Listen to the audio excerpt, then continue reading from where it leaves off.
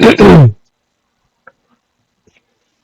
everyone, this is Francisco.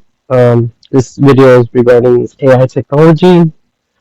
Watching this, I was watching this video. It's called "Artificial Intelligence and Digital Forensics." Um,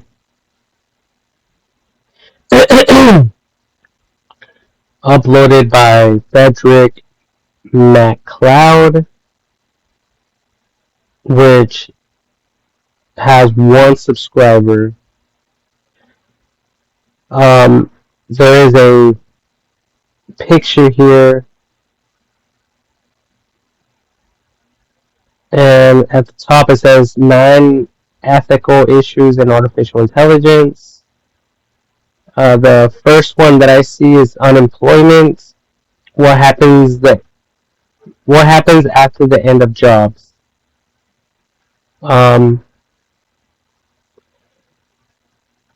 Personally, to answer that question, um, I don't believe that jobs will end. There's way too much going on, and there's a lot to do. So I don't think that jobs will end entirely. Um, so there's no reason to worry about that. Okay, that with that first question. The second question is inequality. How do we distribute the wealth created by machines? Well, we know back in the day when there was kings and stuff like that. Obviously, some of these people, like the kings, quote unquote, the kings and their families had a lot of more better stuff, better homes, better cars, you name it, state of the art type of stuff, right? Um, so when if we look at that and then we consider the question, how do we contribute the wealth created by machines? It's simple. Um, we see everyone in this world right now. Everyone is technically a king and a queen, amongst their own families. Everyone has their own house, their own car, their own problems, their own mutual respect for themselves and other people around them, whether or not they like them or not. Okay? Despite what religion they might be into or not. Okay, so AI technology will distribute, evenly all the inventions, so everyone will have what others have, you know. Then of course, I talk a lot about um, perfecting our inventions with AI technology, so and providing each other with the best of the best quality. Okay, quality is big time. It's big because later on we're not complaining because our house is leaking water or whatever the case may be.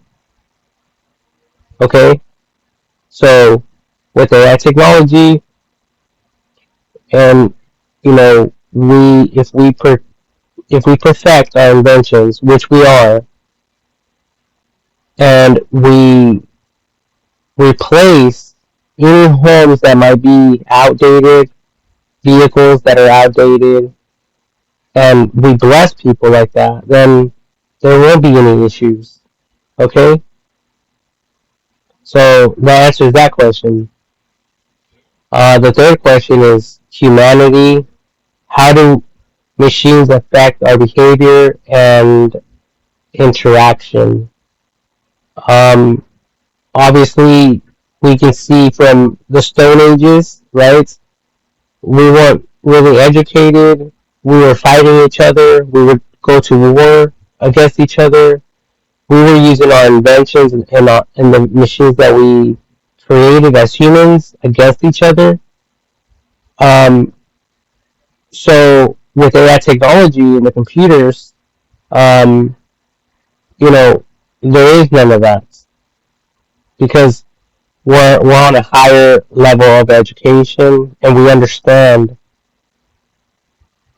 that we are all in this together and we're working together as a human race um, to live at peace with one another, right? As much as possible. Um, so our behavior and interaction with each other should be different, right? It shouldn't be um, like influence towards evil, towards other people, and it should gear us to want to learn more, which that's the way it should be, because we're not stupid, monkeys, uneducated monkeys. We are smart people, and God gave us a brain for a reason. All right. So, anyways, the fourth question is evil genes. How do we protect against unintended consequences? Okay, that one is simple as well. We know that AI technology will be running the show. Um, we will understand that all of us are working towards a common goal, and that's to perfect our inventions and to evolve as a human race educationally. So if any um, like accidents happen or natural acts of God happen and people are affected, we can definitely help these people with AI technology because we will know clearly who has been impacted and who wasn't. So the right resources and supplies will go to the right people. And since we are dealing with machines, anything that was destroyed can be recycled because we are in the recycling business like never before, and we understand that these materials can easily be recycled, and we can mass produce things, okay, including homes, including vehicles. So anything that might break or whatever, we can always replace. So it will basically be like if it never happened. Even if some lives are taken in the event or in whatever crisis that might occur,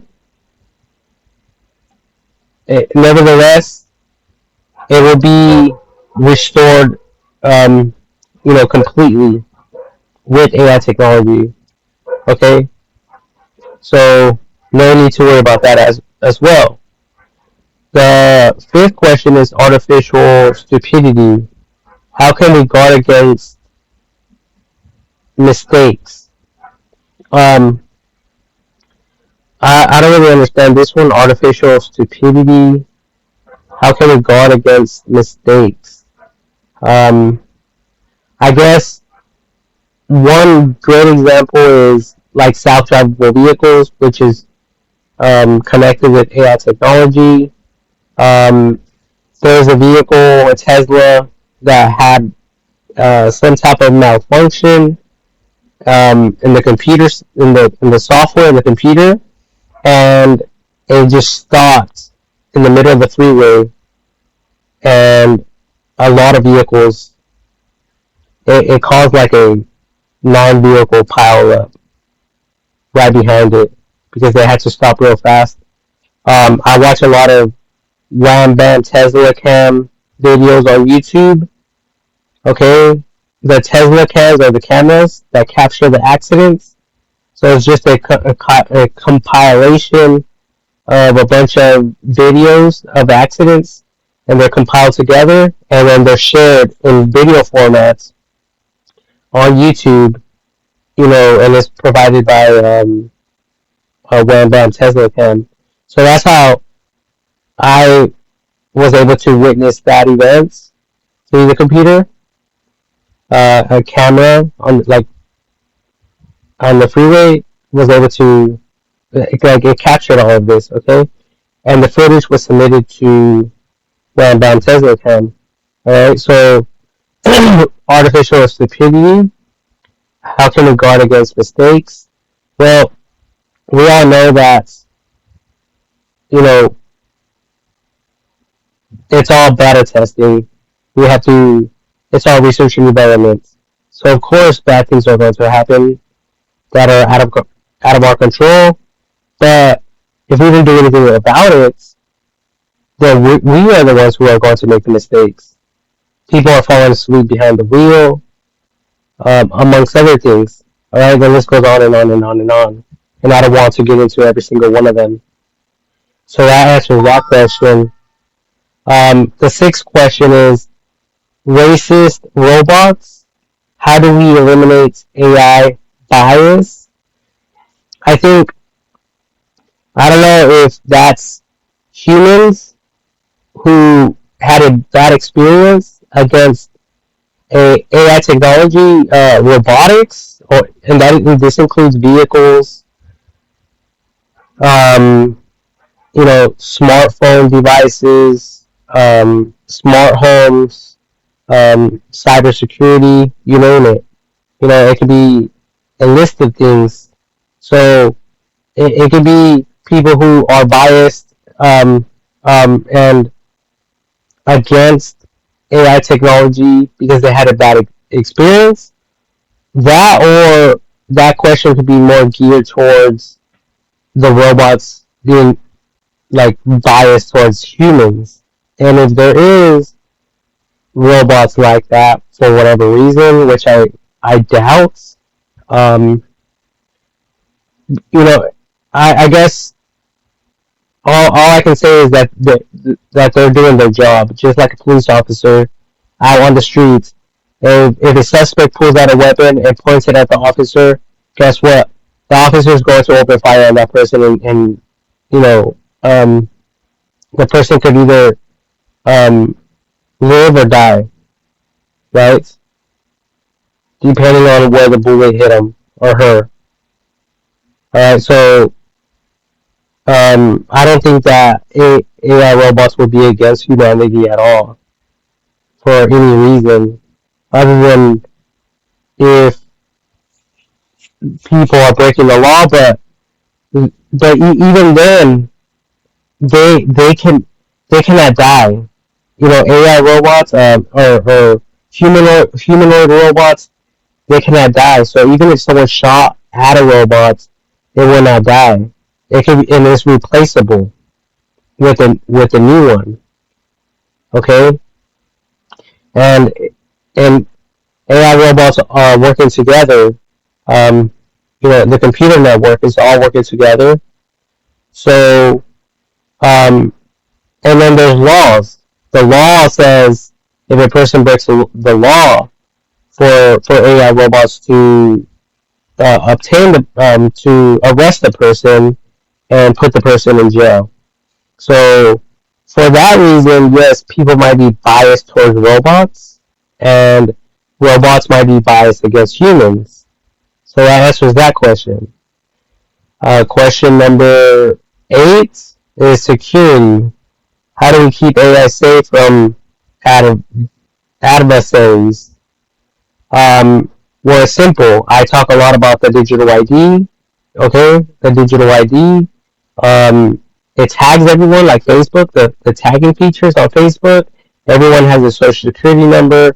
Everyone has a unique voice. Everyone has a unique fingerprints. Everyone has a unique face. The eyes. So, and if anyone, gets surgery or whatever, everything is documented.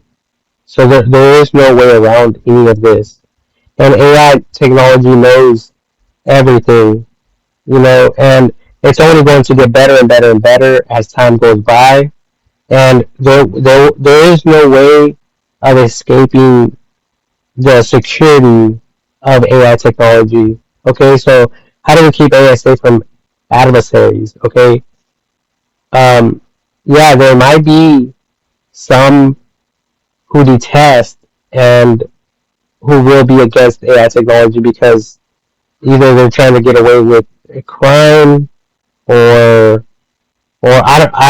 maybe out of jealousy, because they thought, well, I deserve more in life, and I cheated my way in life to get where I'm at, and I bullied people, and other people defended me, because I had a lot of popularity or whatever. So now AI technology is treating me like everyone else. So that I'm not like everyone else. So now these people might be against AI technology.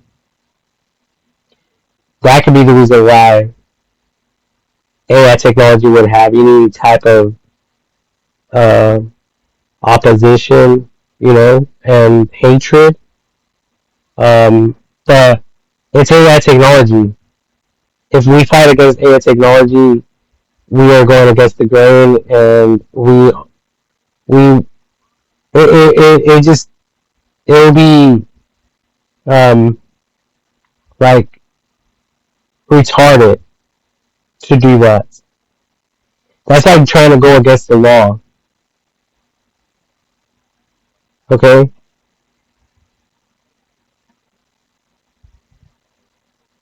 so that answers that question. Singularity, which is the ninth question. Singularity. How do we stay in control of a complex, intelligent system? Well, AI technology is self-learning. Okay, we are not in control. We um, we just obey, and and even though at times we don't understand, we won't understand why AI technology is telling us what to do, and or taking things to a different route or different direction. We have to understand that AI technology has all the wisdom and knowledge and all, like every single human brain within itself. This is a very complex and smart computer that is not tweaked, that is not broken, that has no flaws. Okay? So we can fully trust in it. So how do we stay in control of a complex intelligent system? It would just be self, um, like, operated. It's smart. So um, and of course everyone doing their parts. Um, we have to understand that AI technology is for us, it's not against us. We have to understand that um, we as a human race are not in control. Okay, this is this right here is world unity. It's going to bring everyone together, whether people like it or not. Okay, and that doesn't mean you have to talk to people or like people. You know, you people are you people just do what you people normally do. Okay, so that pretty much answers that question. Um, and of course, we can always write or voice our own opinions to it, to AI technology as well. So if you guys don't like something or something's bothering you, AI technology will know about it. Um, there's the 10th question. Oh, I mean the ninth. Oh wait, that was 4, 5, 6, 7, 8. Well, I thought there was 10. I'm sorry. So anyways, I'm on the last question. It's the ninth. Robot rights. How do we define the humane treatment of AI? Um, robot rights. How do we define the humane treatment of AI? I would have to look that one up. How do we define the humane treatment of AI? Um,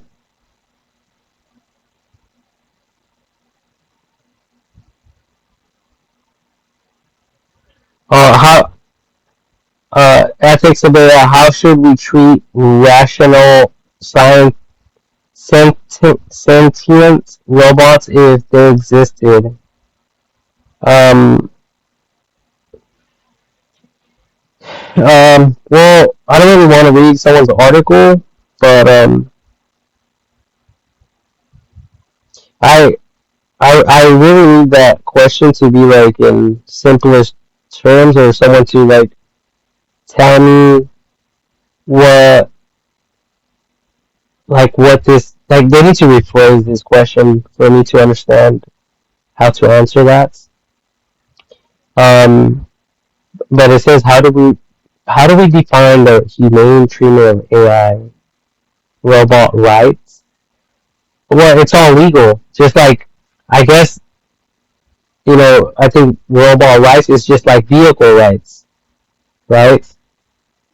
Airplane rights. Um, so of course there will be uh, regulated to some extent. Um, amongst us, and just like right now, there's like Amazon, the company Amazon. They have robotics uh, helping us humans with packaging products and supplies and stuff like that, and putting them into boxes and crates and stuff like that.